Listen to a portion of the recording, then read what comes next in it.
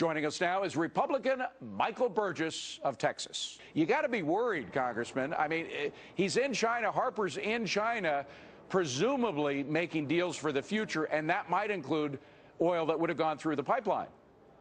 Well, of course, China is looking in every corner of the planet for whatever energy stores they can gobble up. I mean, that's just what they do. So it's no great surprise that they are interested in the Canadian oil if the United States is not. The fact of the matter is the president took a very bad situation, made it a lot worse, and that has driven the Canadians over across the Pacific Ocean.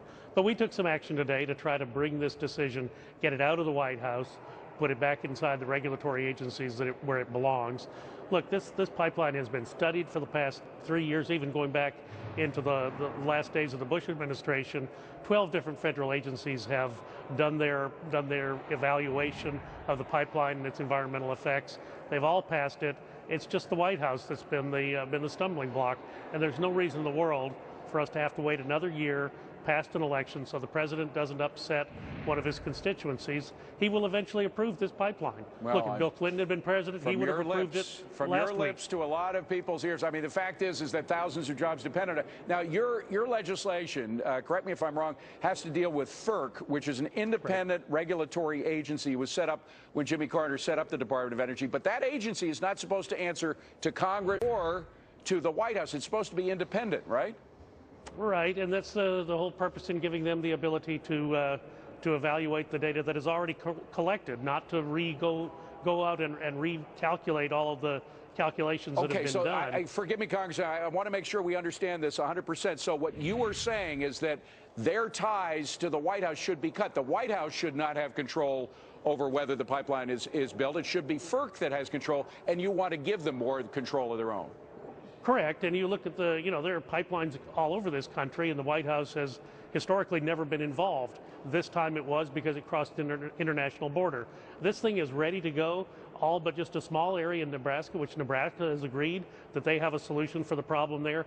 Again, it doesn't take another year to figure this out. It can happen much more quickly. Now, and we need the jobs. What does TransCanada do? And as you know, TransCanada is a company that builds a pipeline, is supposed to lay the pipeline down. They have already spent, this is an estimate, but they have already spent about $1.6 billion in doing all the studies, all of the regulatory rigmarole that you have to do in order to build a pipeline.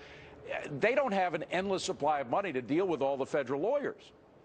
Correct, and let's bear in mind, this is TransCanada's money. This is not federal money. That's right. That is going to subsidize a project. This is private. These are private dollars that are going into this project. We learned today in the markup that a lot of the steel has already been purchased and it's sitting on the sidelines, waiting to go in the ground. So it is, yeah, it's a big deal if this thing gets delayed or knocked off course. And it very likely could, the company could decide the United States is not trustworthy, we can no longer deal with them in good faith. Boy, would that be That's tragic. the risk. By the way, do you think all this is hurting the president? Well, it's so, we get so involved in these fights up here that sometimes we're not aware of what the bigger picture is.